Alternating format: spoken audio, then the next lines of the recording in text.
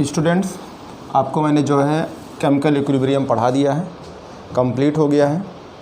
अब आप आज से स्टार्ट करने जा रहे हैं आयनिक equilibriums.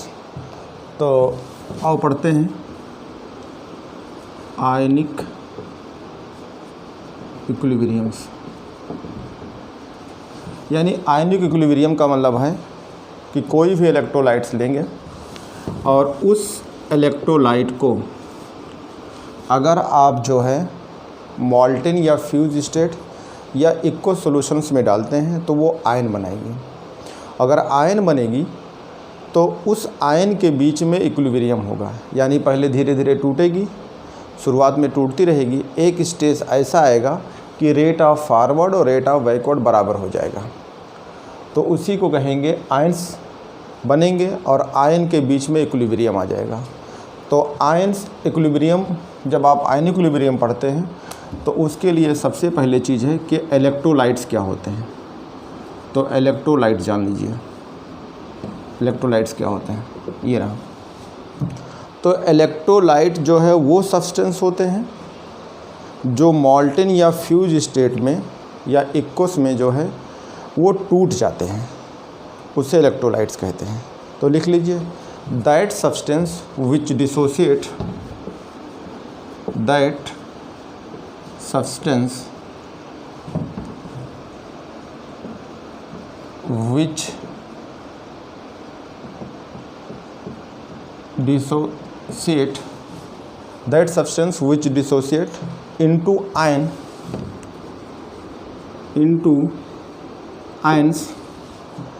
in its solutions,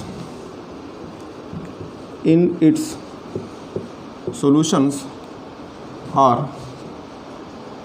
molten states, या इसी को कहते हैं फ्यूज स्टेट्स। यानी कोई इलेक्ट्रोलाइट्स लीजिए और उसको जो है इक्वस में या सॉल्यूशंस में या आप जो है मॉल्टेन स्टेट में करेंगे तो वो टूट जाएंगे। तो टूटेंगे तो कितना टूटेंगे, तो आप जान लीजिएगा कि बहुत सारे इलेक्ट्रोलाइट्स होते हैं। अभी आपको इसको एक्सप्लेन कर देंगे कि इलेक्ट्रोलाइट्स में आपको पढ़ना होगा कि स्ट्रांग इलेक्ट्रोलाइट है कि वीक इलेक्ट्रोलाइट है, तो इसको भी एक्सप्लेन करेंगे। आप हेडिंग लिख लीजिए, degree of dissociations, degree of डिसोसिएशंस।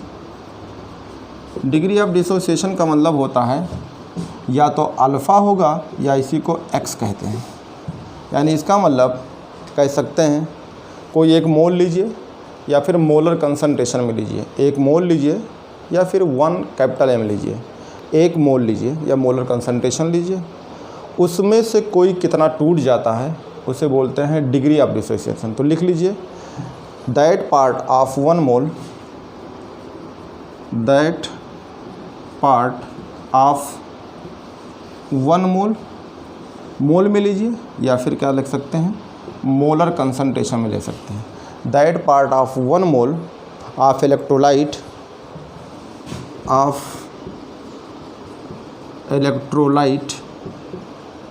which dissociate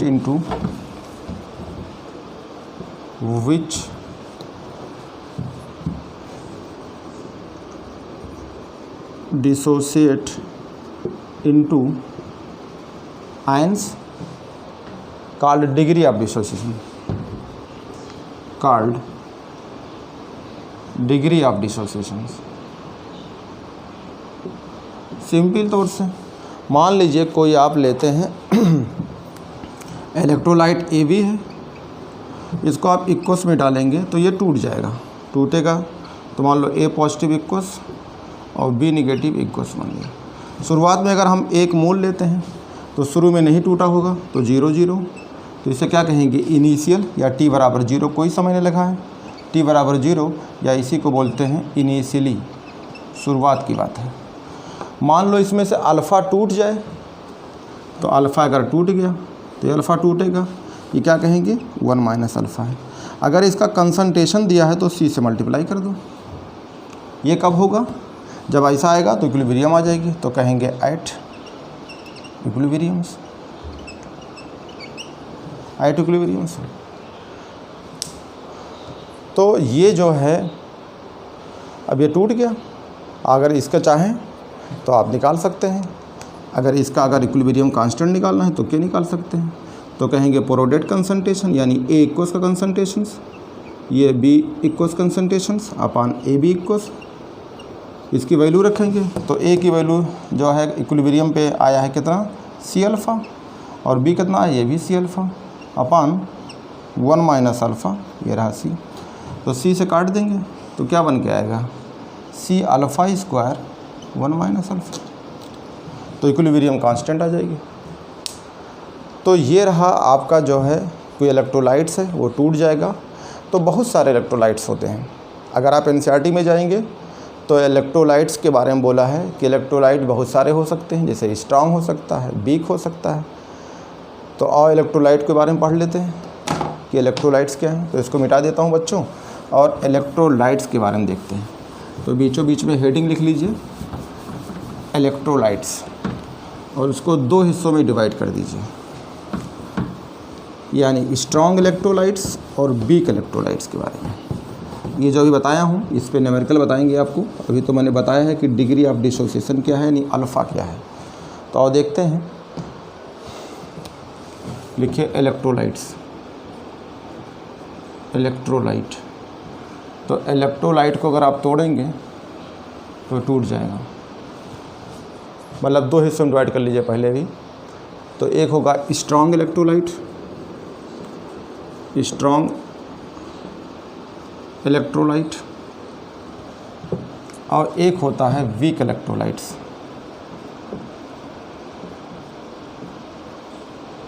जो स्ट्रॉन्ग इलेक्ट्रोलाइट्स होगा, ध्यान रखिएगा, उसकी अल्फ़ा बराबर 1 होती है, यानी अल्फ़ा बराबर 1 का मतलब ये क्या होगा, 100% टूट जाएगा। तो इसे बोलेंगे 100% डिसोसिएशन। और वीक इलेक्ट्रोलाइट का मतलब है अल्फ़ा की जो वैल्यू होगी वो 1 से कम होगी, यानी का मतलब 100% नहीं टूटेगा। इसका मतलब कोई 1 मोल लेते हैं तो वो पूरा टूट जाएगा, आयन बन जाएगा। लेकिन अगर उसमें 1 मोल लेते हैं तो नियर अबाउट 5% टूट जाएगा, 6% टूट जाएगा, 10% टूट जाएगा, लेकिन 100% नहीं टूटेगा। तो ये 100% टूटती है, वो मान लेते हैं एनसीईआरटी में जाएंगे तो इसका मतलब है 5% टूट जाएगी। 100% का मतलब होता है कि पूरा टूट जाएगी। तो आओ देखते हैं कि अगर स्ट्रॉन्ग इलेक्ट्रोलाइट में कौन कौन सी हो सकती है। तो स्ट्रॉन्ग इलेक्ट्रोलाइट में आप लिख सकते हैं कि स्ट्रॉन्ग एसिड होगा, एग्जाम्पल के तौर पे जैसे स्ट्रॉन्ग एसिड्स। तो अगर आप स्ट्रॉन्ग एसिड लेते हैं तो इसको अगर आप इक्वस में डालेंगे तो ये पूरा टूट जाएगा। एग्जाम्पल में जैसे HClO4, HNO3, H2SO4, ये सब स्ट्रॉन्ग एसिड हैं। पानी में डालेंगे ये कंप्लीट टूट जाएंगे। HI है, HCl है, ये सब करके आप लिख सकते हैं। HI, HBr, HCl, ETC ये लिख सकते हैं। तो ये स्ट्रॉन्ग इलेक्ट्रोलाइट हो गया। स्ट्रॉन्ग इलेक्ट्रोलाइट में स्ट्रॉन्ग एसिड हो गया। तो दूसरा ले लीजिए स्ट्रॉन्ग बेस। स्ट्रॉन्ग बेस भी इलेक्ट्रोलाइट में आता है स्ट्रॉन्ग में, यानी स्ट्रॉन्ग एसिड भी स्ट्रॉन्ग इलेक्ट्रोलाइट में आती है, ये भी आती है। तो जैसे फर्स्ट ए या सेकंड ए के हाइड्रोक्साइड ले लीजिए, फर्स्ट ए और सेकंड ए के हाइड्रोक्साइड, जैसे सोडियम हाइड्रोक्साइड्स, जैसे पोटेशियम हाइड्रोक्साइड, ठीक है, मैग्नीशियम हाइड्रोक्साइड, रुबिडियम हाइड्रोक्साइड। जितने फर्स्ट ए सेकंड के हाइड्रोक्साइड में लिथियम और बेरिलियम को छोड़ दो, बाकी सबको ले सकते हैं। तो सब के हाइड्रोक्साइड हो सकते हैं, सब स्ट्रॉन्ग में आएंगे। बेरियम हाइड्रोक्साइड, कैल्शियम हाइड्रोक्साइड्स, कितना लिखें, बहुत सारे हैं। यानी आप ये कह सकते हैं कि फर्स्ट ए सेकंड ए के सब हाइड्रोक्साइड ले लीजिए, जिसमें लिथियम और बेरिलियम को छोड़ दो, तो ये सब के सब एग्जाम्पल आ जाएंगे। स्ट्रॉन्ग जो बेस हो गए, तो यहाँ आप लिख सकते हैं, चाहो तो यहाँ लिख सकते हो फर्स्ट ए और सेकंड ए के metal hydroxide except lithium and beryllium. ये बात यहाँ लिख सकते हैं कि लिथियम बेरिलियम छोड़ दो, बाकी सबके आते हैं। ये जो है वीक इलेक्ट्रोलाइट में आते हैं। तो वीक वाले कौन होंगे, यानी वो इलेक्ट्रोलाइट होंगे जो पार्शली टूटेंगे, कम टूटेंगे। वीक कह सकते हैं दोज इलेक्ट्रोलाइट्स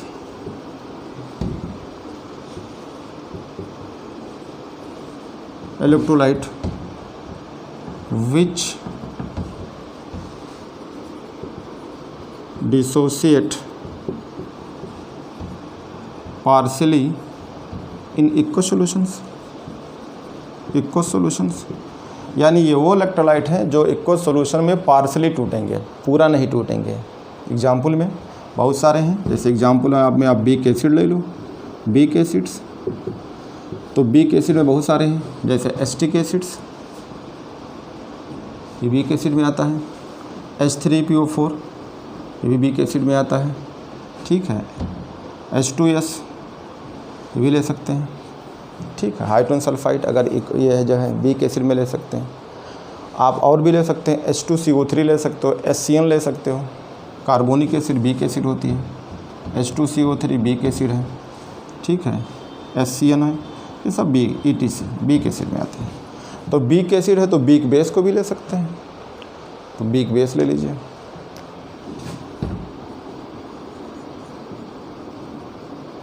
बीक बेस ले सकते हैं।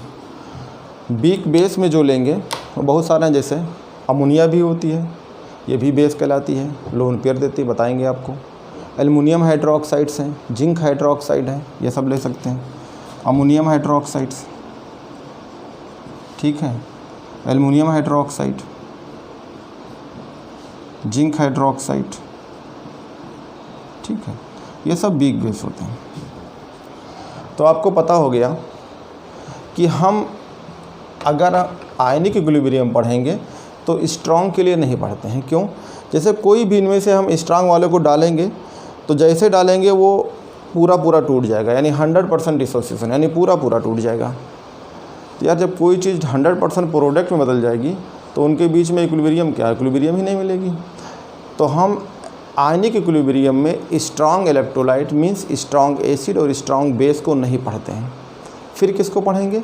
तो हम पढ़ेंगे बीक के लिए, जिसका 100% डिसोसिएशन ना हो। इसका मतलब जैसे मान लो एसिटिक एसिड लिया, सिरके का अम्ल लिया, मान लो पानी में डाल दिया, तो जो एसिटिक एसिड रहेगी CH3COH, अगर हम 1 मोलर कंसंट्रेशन लेते हैं तो इसमें से टूटना स्टार्ट होगी। तो मान लो 0.01 टूट गया, या हो सकता है 0.02 टूट जाए। ऐसे करते टूटते हुए थोड़ी बहुत टूट जाएगी, यानी नियर अबाउट 5% टूट जाएगी। तो ये जो एसिटिक एसिड रहेगी आपकी, जैसे ये है, हम बीक इलेक्ट्रोलाइट के लिए पढ़ रहे हैं, इसके लिए ये हम नहीं पढ़ेंगे, क्योंकि ये आपको इक्विलिब्रियम में आयनिक के लिए नहीं पढ़ा जाता है, सिर्फ यही पढ़ा जाएगा। तो मान लो हमने एसिटिक एसिड लिया CH3COH, इसको हमने पानी में डाल दिया तो ये टूटेगा। टूटने के बाद क्या बनाएगा? CH3COO-, ये बनेगा H पॉजिटिव इक्वस। हमने 1 मोलर कंसंट्रेशन या 1 मोल ले लिया, शुरू में नहीं टूटा होगा तो 0 मान लो हमने अल्फ़ा टूट कह दिया, तो जो अल्फ़ा वर्ड होगा तो 1 मोल से मतलब 1 मोलर कंसंट्रेशन या 1 मोल लेते हैं तो इसमें कितना टूट जाए?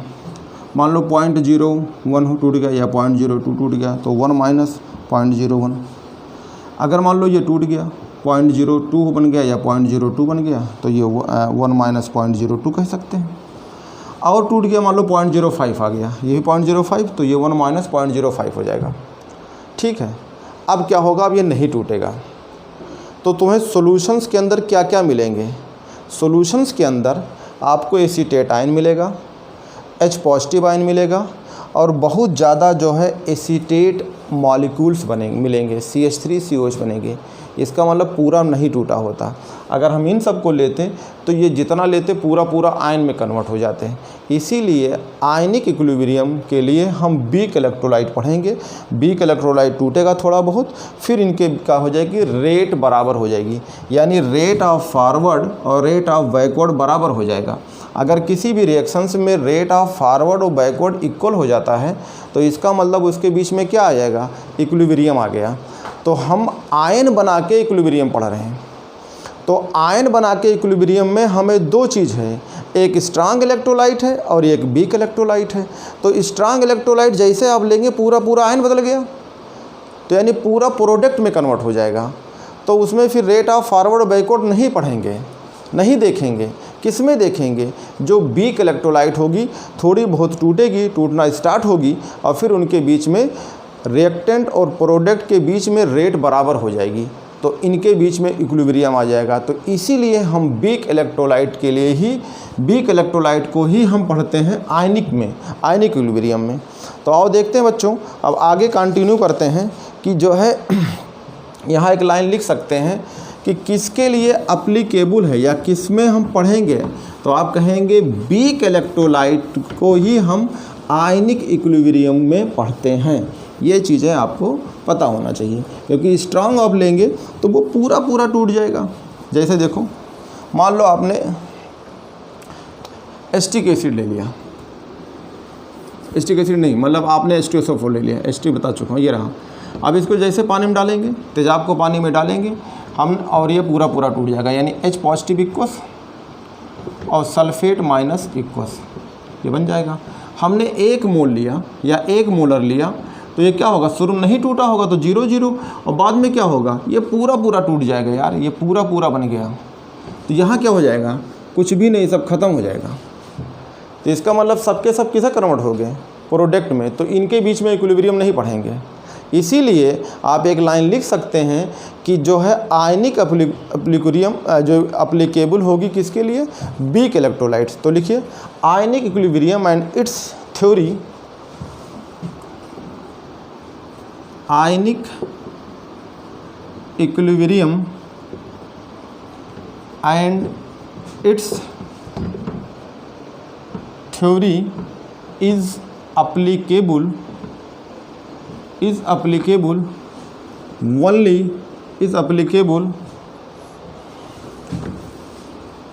only for weak electrolyte, weak electrolyte. यानी किस में पढ़ेंगे, वीक इलेक्ट्रोलाइट के लिए पढ़ेंगे इक्विलिब्रियम और उसकी थ्योरी को पढ़ेंगे। तो आओ देखते हैं, बहुत सारी थ्योरी है। तो हेडिंग लिखिए theory of electrolytes.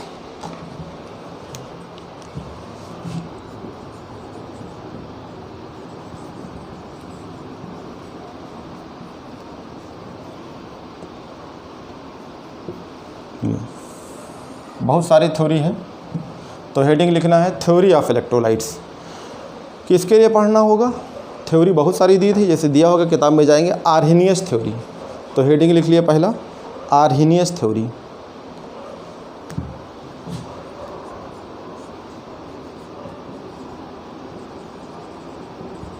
Arrhenius theory, ये भी आर्हेनियस थ्योरी जो पढ़ेंगे, ये भी किसके लिए पढ़ेंगे, तो लिख सकते हैं किसके लिए, फॉर वीक इलेक्ट्रोलाइट्स। क्योंकि जितनी आप पढ़ेंगे आयन इक्विलिब्रियम में, सब पढ़ेंगे वीक इलेक्ट्रोलाइट के लिए। तो आर्हेनियस थ्योरी पढ़ने जा रहे हैं। तो बच्चों आर्हेनियस थ्योरी का मतलब क्या है, इन्होंने बताया कि जो H आयन देता है वो एसिड कहलाता है, और जो OH आयन देता है वो बेस कहलाता है। ठीक है, तो एक लाइन लिख लीजिए,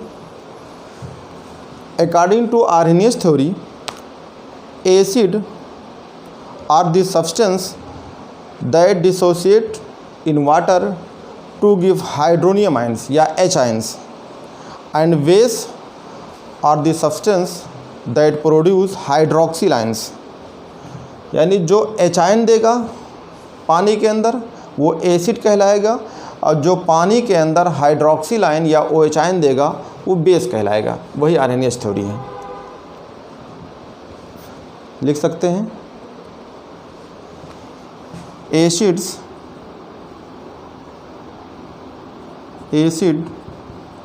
are the substance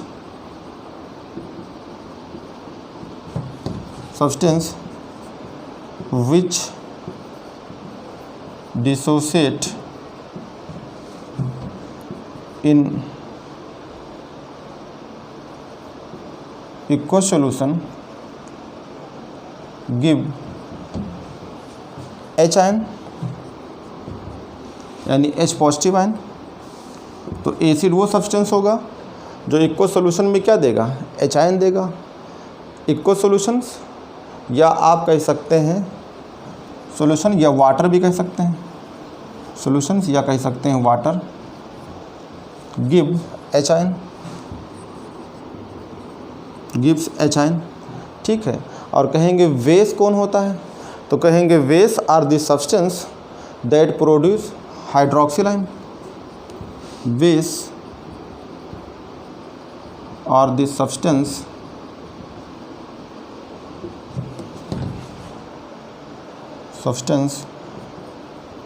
produce OH minus ion in water. यानी एसिड उसे कहेंगे जो पानी में H आयन दे दें, बेस उसे कहेंगे जो पानी में OH आयन दे दें। एग्जाम्पल के तौर पे जैसे मान लीजिए कि आपने एग्जाम्पल लिया और एग्जाम्पल में हमने ले लिया कोई एसिड है, मान लो हमने कह दिया HX, ये इक्वस HX का मतलब यहाँ I ले लीजिए तो HI हो जाएगा, यहाँ Br लेंगे तो HBr होगा, यहाँ Cl लेंगे तो HCl होगा। तो ऐसे करके इक्वस का मतलब जब आप उसे पानी में डालेंगे तो ये टूट जाएगा, टूट जाएगा तो क्या देगा, टूट जाएगा तो ये देगा H पॉजिटिव इक्वस और आप देगा X माइनस इक्वस, ये हो सकता है, ठीक है। या इसी को NCERT के फॉर्म में लिखना चाहते हैं तो आप लिखिए HX इक्वस और साथ में दिखाइए वाटर, ये लिक्विड में है। तो इसमें क्या होगा, तो अब इसमें देखें तो ये H आयन देगा और इस पानी के पास जो लोन पेयर है इस लोन पेयर को पकड़ लेगा।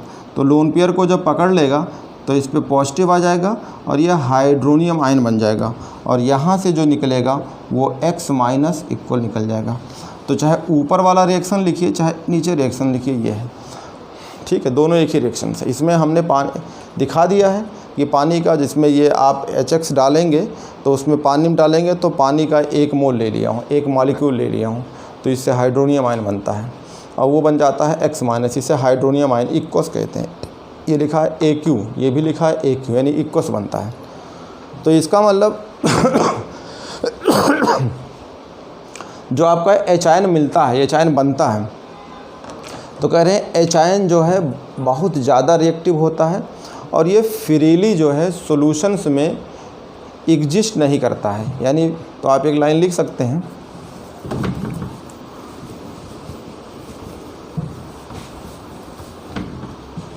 क्या लिखेंगे, लिखिए H ion is very reactive, जो H पॉजिटिव मिलेगा, H ion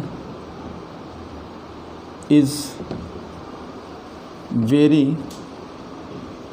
reactive and cannot freely exist in solutions। यानी सॉल्यूशन के अंदर ये फ्री जो है एग्जिस्ट नहीं करेगा, फ्रीली एग्जिस्ट नहीं करेगा, यानी बहुत ज़्यादा रिएक्टिव होता है। सेम तरीके से अगर आप बेस लेते हैं, ये MOH, इसको डालेंगे पानी में तो ये टूट जाएगा, तो इससे क्या मिलेगा, M पॉजिटिव इक्वस और ये बनेगा OH नेगेटिव इक्वस। इसका मतलब जब आप एसिड को पानी में डालते हैं तो H आयन देता है, जब बेस को पानी में डालेंगे तो OH आयन देगा। यही ये थ्योरी है। इसका मतलब आर्हेनियस का थ्योरी क्या है, आर्हेनियस की थ्योरी ये है कि अगर आप एसिड को लेते हैं पानी में डाल देते हैं तो H आयन देगी। और आर्हेनियस की बेस के लिए क्या थ्योरी है कि जब आप OH को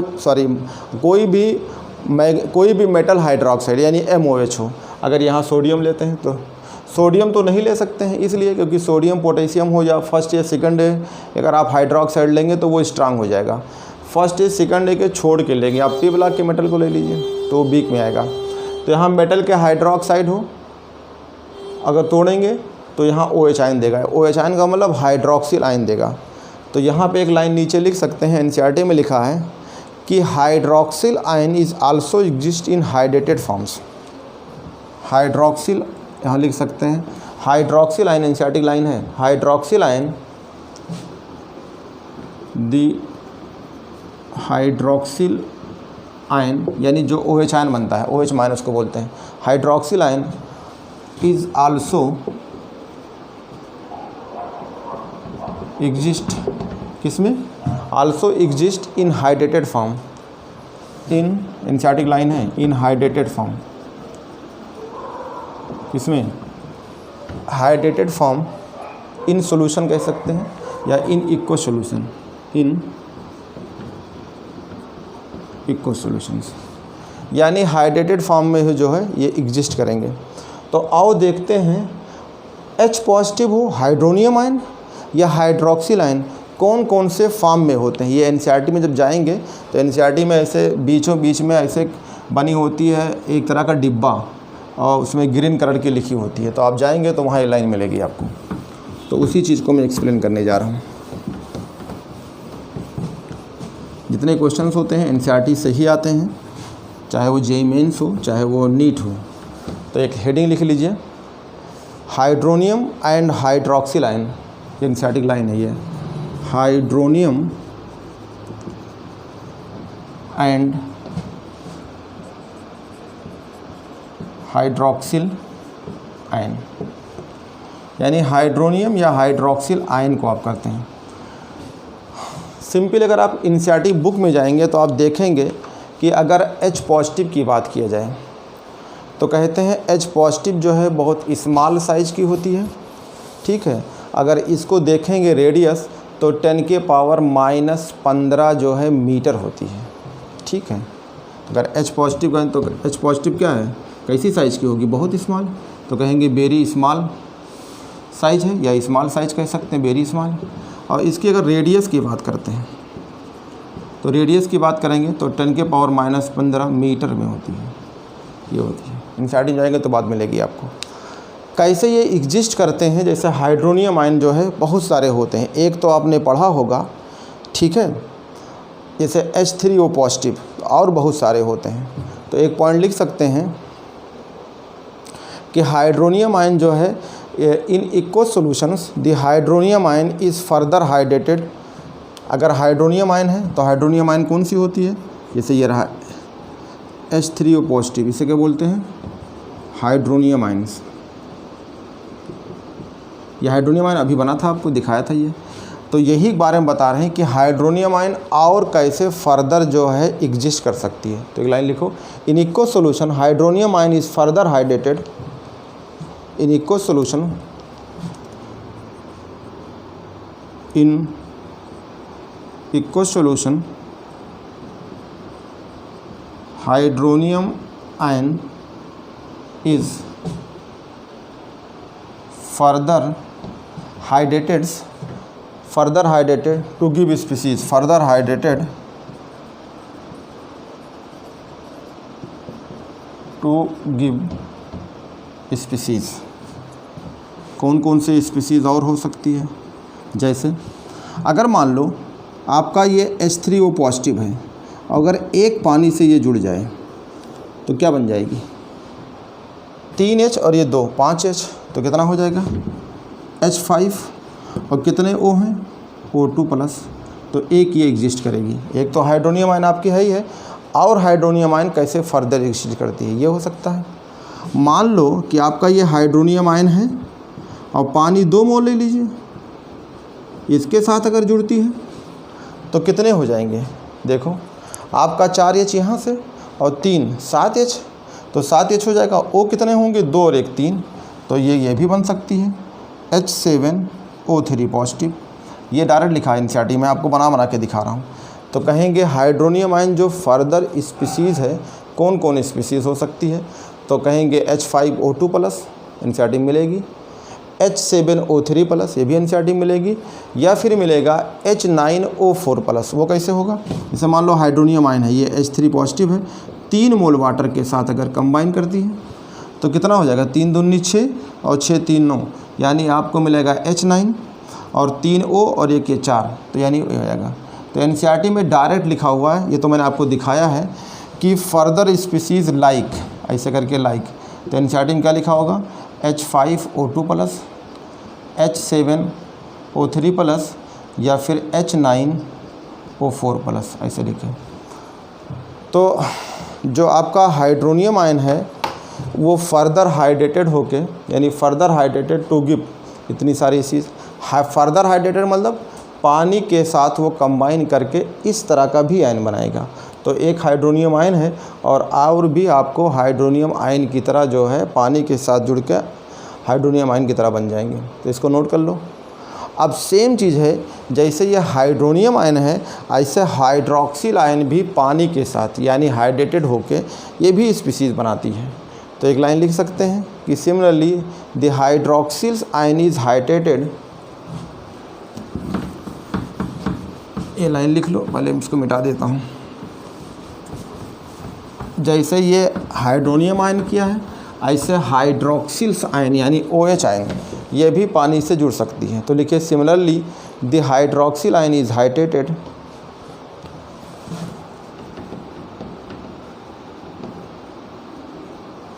ठीक है। सिमिलरली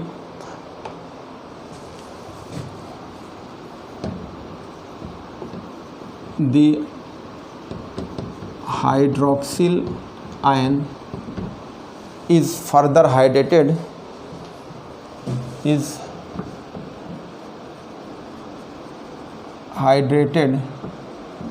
to give, क्या बनाएगी, टू गिव जो है सेवरल जो है आयन स्पीसीज कह सकते हैं। तो to give several ionic species, to give several ionic species. कौन कौन, सेम वैसे ही जैसे ये था, ये कौन सा था, ये था OH निगेटिव, किससे जुड़ जाए, वाटर के साथ। तो एक वाटर है, ये जुड़ेगा तो कितने हो जाएंगे, 2H और ये कितना 3H, तो आपका 3H हो गया। कितने O हैं, 2, तो ये हो जाएगा O2 माइनस। यहाँ आपका हाइड्रोनियम आयन पानी के साथ हाइड्रेटेड हुआ है, यहाँ हाइड्रोक्सिल आयन पानी के साथ हाइड्रेटेड हुआ है, तो ये बन जाएगा। ये मान लो OH माइनस है, आपकी यहाँ पे 2 पानी ले लें यानी 2 मोल ले लें वाटर का, तो कितने हो जाएंगे 4H और ये 5H, तो हो जाएगा H5। और कितने O हो जाएंगे, 2 और 1 3, तो 3O, ये हो जाएगा। अगर आप जो है OH ले लीजिए और पानी 3 मोल अब की ले लीजिए, तो कितना होगा, 3 दूनी 6 1 7, तो ये होगा H7O4 माइनस। NCERT में जाएंगे आयनिक स्पीसीज लाइक, तो NCERT में डायरेक्ट लिखा है, क्या लिखा है, ऐसे करके H3O2 minus, H5O3 minus and H7O4 minus, से डायरेक्ट लिखा है। हमने आपको बता दिया कि कैसे ये पानी के साथ जुड़ के जो है हाइड्रेटेड हुए हैं। तो इन चीज़ों को जो है आगे देख सकते हैं। तो आगे आते हैं, अब स्टार्ट करते हैं बच्चों। अलग ये पहला थ्योरी हो गया आर्हेनियस वाला। अब दूसरे पे आते हैं, लोरी ब्रोंस्टेड थ्योरी, आपका दूसरा थ्योरी है, ठीक है। सब बीक एसिड के लिए ही होंगे, तो लिख लीजिए दी ब्रोंस्टेड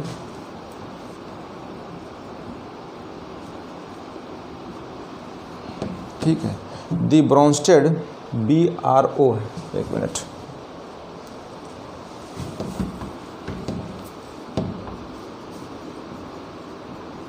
दी ब्रोंस्टेड ठीक है, Lowry acid base, Bronsted Lowry acid and base, यानी Lowry Bronsted acid base theory है। लोरी साहब ने ले ली, लोरी ब्रोंस्टेड साहब ने, चाहे ब्रोंस्टेड लोरी का या लोरी ब्रोंस्टेड का, कोई दिक्कत नहीं। इन्होंने बताया, क्या बताया कि इनके अनुसार जो H आयन देगा यानी प्रोटॉन देगा, जो प्रोटॉन डोनर होगा वो एसिड होगा और जो प्रोटॉन एक्सेप्टर होगा वो बेस होगा। लेकिन ये दोनों चीज़ें एक साथ होगी, यानी प्रेजेंट टुगेदर, यानी ये एक साथ होगी। यानी एसिड वो होगा जो H आयन दे देगा, उसी में बेस होगा जो H आयन को ले लेगा। तो इनके अनुसार, लोरी ब्रोंस्टेड के अनुसार, H ion donor are acids and H ion acceptor are base, both are present together, दोनों क्या होंगे, एक साथ प्रेजेंट होंगे, इसी को बोलते हैं। तो लिखो according to this theory, according to this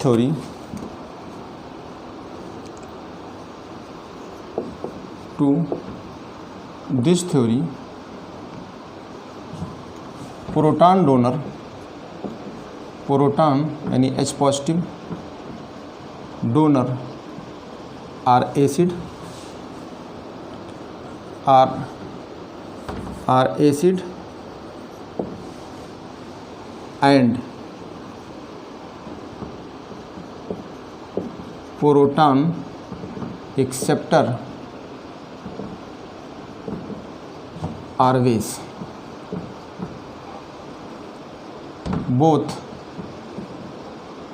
both are present together, यानी ये साथ साथ प्रेजेंट होंगे। According to this theory proton donor are acid and proton acceptor are base both are present together. ठीक है, दोनों जो है साथ में ही प्रेजेंट होंगे। और देखते हैं एग्जाम्पल के तौर पे, जैसे मान लो ये आपका अमोनिया है तो NH3 है, ये इक्वस होगा यानी पानी में प्रेजेंट है। साथ में मान लो HCl है और ये भी इक्वस में है, या इसमें कह सकते हैं एक line present together in aqueous solutions.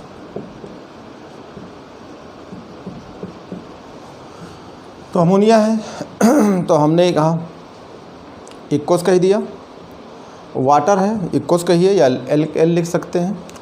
ठीक है, तो वाटर के जगह पे तुम जो है यहाँ पे ये लिख लो कि ये लिक्विड है, ये एल है। ठीक होगा क्या, मान लो यहाँ से एच आयन निकलेगा तो ये लोन पेयर पकड़ लेगा तो ये एसिड हो जाएगा। क्यों एसिड होगा, क्योंकि अभी आप पढ़ाया था कि एसिड वो होते हैं जो एच आयन देते हैं, ऊपर लिखा होगा। तो ये एसिड होगा तो ये एच आयन देगा तो ये पकड़ लेगा तो ये बेस हो जाएगा। तो देखो दोनों साथ साथ हैं। होगा क्या, जब एच आयन इसको देगा तो ये पकड़ लेगा तो ये क्या बन जाएगा आपका ये बन जाएगा अमोनियम आयन, यानी NH4 पॉजिटिव इक्वस बन जाएगा। यानी यहाँ से एच आयन दिया पकड़ लिया तो यहाँ क्या बचेगा Cl माइनस इक्वस, ये बच जाएगा। अब आप देखो ये एसिड था तो इसका ये कॉन्जुगेट बना है, तो जो एसिड होता है उसका कॉन्जुगेट बनता है। तो एसिड ये है तो इसका कॉन्जुगेट बेस होगा, कॉन्जुगेट बेस होगा। और ये बेस है तो इसका कॉन्जुगेट एसिड होगा, कॉन्जुगेट एसिड होगा। ये हिंदी में बोलते हैं ये एक तरह का युग्म है। युग्म मतलब जोड़ा है, यानी एक ही साथ हैं। तो जो थ्योरी क्या थी कि प्रोटॉन डोनर, यानी यहाँ एच आयन देगा तो प्रोटॉन डोनर होगा तो इसे एसिड कहेंगे, और यही प्रोटॉन जब देगा ये पकड़ लेता है, ये लोन पेयर अमोनियम आयन बन जाता है। तो ये एसिड है, तो इस एसिड का ये जो बनेगा इसको बोलते हैं कॉन्जुगेट बेस। और जो आपका ये बेस है, ये जो बेस है, ये बेस का ये जो आपका जो बेस है, इस बेस का जो है आपका कॉन्जुगेट एसिड ये है, कॉन्जुगेट आपका बेस ही एसिड है। इस बेस का ये कॉन्जुगेट है। अगर ये बेस है तो ये एसिड बनेगा, और अगर ये एसिड है तो इसका कॉन्जुगेट ये बेस बनेगा। ठीक है, तो दोनों एक साथ होते हैं। तो ये लाइन दिखाया था। तो यहाँ पे कहेंगे कि आपका जो ये HCl है, ठीक है, ये एक तरह एसिड किया है और ये कैसा काम किया है, बेस की तरह। आप एग्जाम्पल NCERT की तरह भी इसको ले सकते हैं। मान लो अमोनिया को ले लो पानी में ले लेते हैं, यही अमोनिया रिएक्शंस है, और इनके जगह पे आपके हमने वाटर ले लिया, ये लिक्विड में ले लिया, तो क्या होगा, सेम चीज़ें। ये एच आयन देगा इसको तो ये बन जाएगा ammonium ion H positive equals, और ये क्या बन जाएगा OH माइनस इक्वस, ये बन जाएगा। तब भी यही होगा, अगर यहाँ पे एच आयन दिया है तो ये एसिड होगा, और ये एच आयन लिया है तो ये बेस होगा। ये एच आयन दिया है तो एसिड है, तो इसका ये क्या बनेगा, कॉन्जुगेट बेस, कॉन्जुगेट बेस बन गया। और ये जो है बेस है तो इसका कॉन्जुगेट क्या होगा, एसिड होगा, कॉन्जुगेट एसिड होगा। ये एग्जाम्पल आपके NCERT में लिखा हुआ है। तो ये इसका जो है ये कॉन्जुगेट एसिड है और इस वाले का ये कॉन्जुगेट बेस है। तो दोनों एक साथ मिलते हैं बच्चों, कोई दिक्कत नहीं है, कॉन्जुगेट एसिड और बेस पढ़ सकते हैं। अगर इसी चीज़ को आप रिवर्स कर दो, रिवर्स का मतलब क्या? अगर यही जो बने हुए हैं आपके एच आयन जो गए थे, इस एच आयन को उल्टे दे दूँ तो जब ये एच आयन इसको दे देंगे तो क्या बन जाएगा? अमोनिया। अगर ये एच आयन उल्टे इसको दे दिया तो ये फिर क्या बन जाएगा? अमोनिया। तो ये रिवर्सिबल होती है कि अगर जो एच आयन लिया है अगर उसे रिवर्स कर देंगे तो जो प्रोडक्ट था वही फिर बन जाएगा। ठीक है। आप HCl को ले सकते हैं वाटर में, मान लो HCl लिया, पानी में डाल दिया, ये भी कह सकते हैं आपको। जैसे आपने HCl लिया, ठीक है, एक्वस लिया और आपने वाटर ले लिया, ये रहा, तब क्या होगा? तब भी यहाँ पे अब क्या होगा ये देख सकते हैं। H2O वाटर है और HCl है, तो आपकी HCl कैसी काम करेगी? यहाँ पे एसिड की तरह। तो ये कैसा काम करेगा? बेस की तरह। ऐसा भी ले सकते हैं। कैसे? ये देखो, जब HCl यहाँ से अपना एच आयन देगी तो ये ले लेगा। तो एसिड वो होता है जो एच आयन देता है, तो ये जब एच आयन इसको देगी तो ये क्या बन जाएगा? Hydronium ion, H3O positive equals. और यहाँ पे जो एच आयन चला गया तो ये Cl माइनस बनेगी, ये इक्वस। तो आप क्या कह सकते हैं? आपकी क्या होगा? ये एसिड का जो है आपकी ये बना है ये, तो ये एसिड है तो ये क्या होगा? Conjugate base. और ये आपका बेस है तो ये क्या बनेगा? Conjugate acids. ये ले लीजिए। अगर इसका देखते हैं तो ये क्या बनेगा? कॉन्जुगेट एसिड, Ca कह दिया। तो ये कॉन्जुगेट एसिड है, इसका ये बेस का कॉन्जुगेट एसिड है, और ये एसिड है तो इसका कॉन्जुगेट ये बेस बनेगा। तो ये पास आपके एग्जाम्पल हैं कि अब आप उल्टे रिवर्स कर दीजिए तो एच आयन आप इसको दे देंगे, तो एच आयन यहाँ से गया था तो ये एच आयन ये HCl बन जाएगा और ये फिर क्या बन जाएगा? वाटर। तो आप प्रोटॉन अगर रिवर्स करेंगे तो वो फिर जो प्रोडक्ट बना हुआ था वही बन जाएगा। तो ये है आपको एसिड बेस यानी लोरी ब्राउनस्टेड थ्योरी। लोरी ब्राउनस्टेड थ्योरी कहती है कि अगर आप एसिड है इसको सॉल्यूशन में डालेंगे तो वो प्रोटॉन देगा। तो यानी एसिड वो होता है जो प्रोटॉन देता है, और उसी प्रोटॉन को ही पकड़ ले तो उसे बेस कहेंगे। तो एसिड वो होता है जो प्रोटॉन देता है, बेस वो होता है जो प्रोटॉन को एक्सेप्ट कर लेता है। यही थ्योरी है।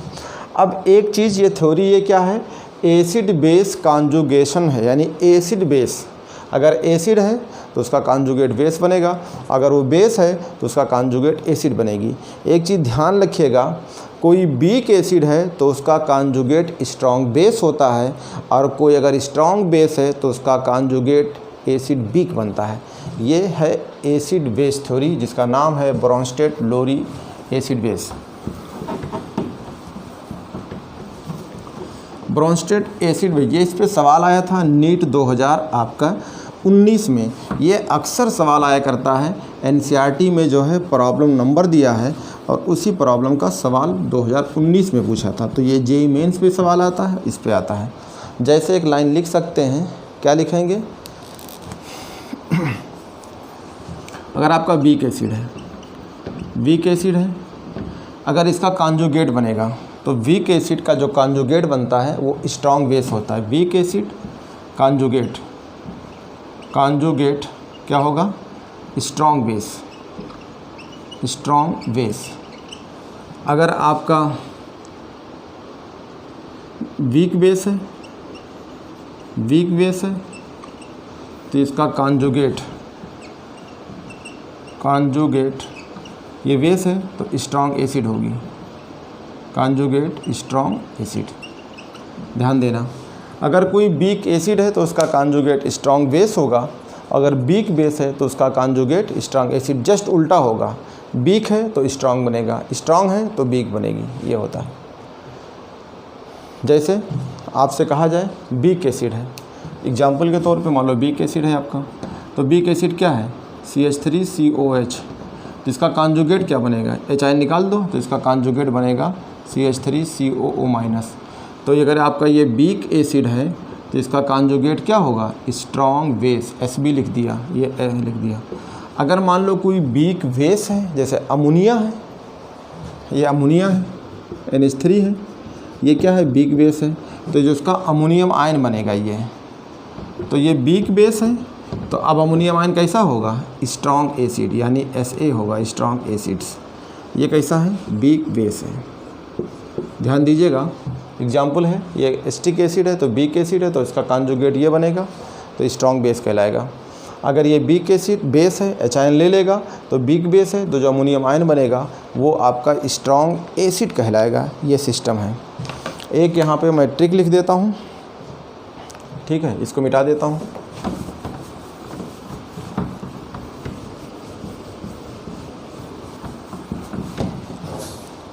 ये रहा, जैसे मान लो कोई एसिड है, आपका ये एसिड है, तो अगर एसिड है तो क्या कहेंगे? एसिड का मतलब है यहाँ से एक एच आयन निकाल दो, तो मैंने माइनस लिखा और एक एच आयन कह दिया, एक एच पॉजिटिव। एसिड को अगर एच आयन निकाला है या एसिड में आपने एक ओ एच आयन जोड़ दिया है, यहाँ प्लस ओ एच आयन है, एसिड में आपने एक एच आयन जोड़ा है, एक ओ एच आयन जोड़ा है या एक एच आयन निकाला है, तो जो एसिड होगा उसका जो अब बन के आएगा वो कॉन्जुगेट बेस बनेगा। क्या बनेगा? कॉन्जुगेट बेस बनेगा। बहुत सिंपल तरीका है। कोई एसिड है जैसे CH3COH है, एक एच आयन निकाल दो तो क्या बनेगा? CH3CO-, इसका मतलब कॉन्जुगेट बेस बन जाएगा। अगर इसमें एक ओ एच आयन जोड़ दो, जैसे बोरिक एसिड्स, बोरिक एसिड का फार्मूला BOH का होल थ्राइस या H3BO3, इसमें आपने क्या जोड़ दिया? एक ओ एच आयन, एक ओ एच आयन माइनस है, ये एक ओ एच आयन जोड़ दिया तो क्या बन जाएगा? ये बन जाएगा BOH का होल 4, ये बन जाएगा। तो आप पढ़ते हैं, इनऑर्गेनिक में पढ़ाया था, बोरिक एसिड जो है एसिड है लेकिन एच आयन नहीं देती है, पानी के ओ एच आयन को पकड़ लेती, इसलिए वो जो है आपका एसिड है। तो देखो, एसिड अगर ओ एच आयन को पकड़ लेगा तो पकड़ लिया, तब भी कॉन्जुगेट बेस। तो ये एसिड है, ओ एच आयन को लिया तो ये क्या बन जाएगा? Conjugate base. तो ये एसिड, इसका क्या बन गया? Conjugate base. ये रहा। अगर कोई बेस हो, ये भी हो सकता है। मान लो कोई बेस है, ये रहा बेस, तो हमने बेस लिखा। इसको दो तरीके से लिख सकते हैं। कैसे लिख सकते हैं? अगर बेस है तो क्या निकाल दे? OH, एक OH आयन निकाल दे, तो माइनस एक OH आयन क्या कर दिया? निकाल दिया। या इसी में एक H आयन जोड़ दो, प्लस का मतलब जोड़ना है, माइनस का मतलब निकालना है। तो हमने यहाँ से एक OH आयन निकाल दिया या एक H आयन जोड़ दिया, तो जो बेस है तो इसका कॉन्जुगेट एसिड बनेगा। तो आपकी क्या बनेगा? कॉन्जुगेट एसिड बनेगा। ये रहा, कॉन्जुगेट एसिड बनेगा। बहुत सिंपल तरीके से आप बहुत सारे एग्जाम्पल कर सकते हैं, जैसे अभी आपको बताया था। जैसे आपका मान लो बेस है, ये अमोनिया है, इसमें आप क्या कर दीजिए? एक एच आयन जोड़ दीजिए, तो एक एच आयन जोड़ देंगे, तो एच आयन जब लेगा तो क्या बन जाएगा? अमोनियम आयन, यानी H4 पॉजिटिव। तो देखो, ये आपका बेस है, वीक बेस है, तो ये क्या बन जाएगा? Conjugate acids. तो ये आपका कॉन्जुगेट एसिड बन जाएगा। तो इस पे बहुत सारे सवाल हैं, ठीक है, एक एक सवाल कर सकते हैं, बता सकते हैं। तो आओ जो है हेडिंग लिखो, acid and its conjugate base. Heading लिखो, acid and its conjugate base.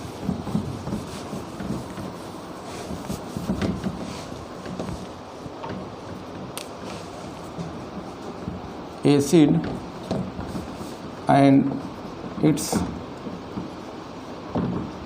Conjugate base. तो देखते हैं कौन कौन है। बहुत सारे एग्जाम्पल हो सकते हैं। एक तरफ लिख लो एसिड, और जो एसिड है उसका क्या बनाना है? Conjugate base. तो एसिड है तो इसका CV लिख दिया, कॉन्जुगेट बेस। एग्जाम्पल के तौर पे बहुत सारे हैं, जैसे आपका H2 है, जैसे आपका OH- है, ठीक है, जैसे आपका H3PO4 है, जैसे आपके एग्जाम्पल अमोनिया ले लो, जैसे आपका एग्जाम्पल वाटर ले लो, तमाम सारे एग्जाम्पल हैं। जैसे आपका CH ट्रिपल बॉन्ड CH ले लो। तो एसिड से कॉन्जुगेट बेस, तो एसिड वो होता है जो H आयन देता है। तो हमने क्या कर लिया, यहाँ से मैंने एक H आयन निकाला, जिसका कॉन्जुगेट बेस H- हो जाएगा। H निकल गया ना। तो H पॉजिटिव में गया है तो क्या बन के आएगा H माइनस। यहाँ पे एक H निकल जाएगा तो ये O डबल माइनस हो जाएगा। यहाँ से एक H निकल जाएगा तो H2PO4 माइनस बन जाएगा। यहाँ से भी एक H आयन निकाल दोगे तो ये NH2 माइनस बन जाएगा। यहाँ एक H आयन निकाल दोगे पॉजिटिव में तो OH माइनस हो जाएगा। यहाँ से एक H आयन निकालोगे तो CH ट्रिपल बॉन्ड C बन जाएगा। यानी एसिड वो होता है जो H आयन देता है। तो सबके हमने एक एक H आयन निकाल दिया, तो जो अब बन के आएगा वो क्या हो जाएगा, कॉन्जुगेट बेस। एसिड का कॉन्जुगेट बेस बनता है। कब बनता है, H आयन निकालने को बोलते हैं एसिड। तो ये सबके सब एसिड थे। एसिड कब कहलाएंगे, जब इसका H आयन निकालेंगे। H आयन निकाल के फेंक दिया, अब जो बन के आएगा, इसका एक H आयन निकाला तो H माइनस बना, H पॉजिटिव के फॉर्म में जाएगा, यानी प्रोटॉन निकाल दीजिए। कहते हैं एसिड वो होती है जो प्रोटॉन डोनर हो। तो सबका प्रोटॉन निकाल दो, इसका प्रोटॉन निकाला, इसका प्रोटॉन, यानी एक एक H निकाल दीजिए। तो एक H निकालेंगे तो H माइनस, यहाँ निकालेंगे O डबल माइनस, यहाँ निकालेंगे तो H2PO4 माइनस, यहाँ निकालेंगे तो NH2 माइनस, यहाँ निकालेंगे तो OH माइनस, यहाँ निकालेंगे तो ये हो जाएगा। तो acid and its conjugate base. अगला लिख लो, base and its conjugate acids. Base यहाँ चेंज कर देते हैं, बेस आपकी क्या रहेगा, बेस रहेगा। Base and its conjugate acid, यहाँ एसिड कर देते हैं, एग्जाम्पल चेंज हो जाएगा। ये रहा, आपकी हेडिंग आपका हो गया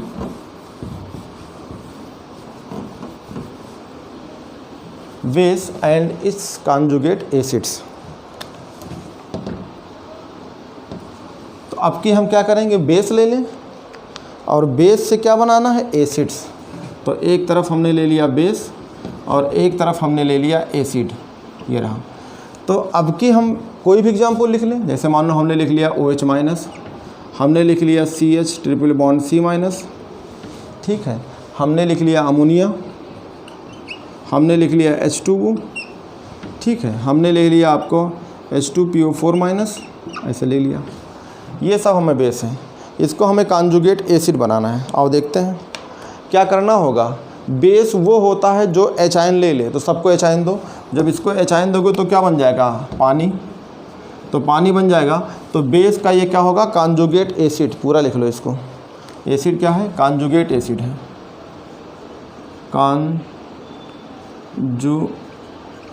एसिड है, ठीक, कॉन्जुगेट एसिड है, कॉन्जुगेट एसिड्स। तो इसको एक H आयन दो, एक H आयन देंगे तो क्या बन जाएगा, CH ट्रिपल बॉन्ड CH। इसको भी एक H आयन दोगे तो क्या बन जाएगा, NH4 पॉजिटिव। इसको एक H आयन देंगे तो क्या बन जाएगा, हाइड्रोनियम आयन। इससे एक H आयन देंगे तो क्या बन जाएगा, H3PO4। ये तो ये बेस था। आपका थ्योरी क्या है, लोरी ब्रॉन्स्टेड थ्योरी क्या है कि बेस उसे कहते हैं जो H आयन ले ले। तो H आयन दिया तो ये OH माइनस, तो पानी बन गया। इसको एक H आयन दिया तो यहाँ H लग जाएगा, तो CH ट्रिपल बॉन्ड CH बन जाएगा। यहाँ अमोनिया है, इसके पास लोन पेयर है, इसको एक H आयन देंगे तो अमोनियम आयन बन जाएगा। यहाँ दिया तो लोन पेयर है तो हाइड्रोनियम आयन बन जाएगा। यहाँ दिया तो ये बन जाएगा। तो इस पे सवाल आया था, नीट 2019 का सवाल था। ठीक बच्चों, तो आपको जो है अब जो है नेक्स्ट लेक्चर में अगला वीडियो में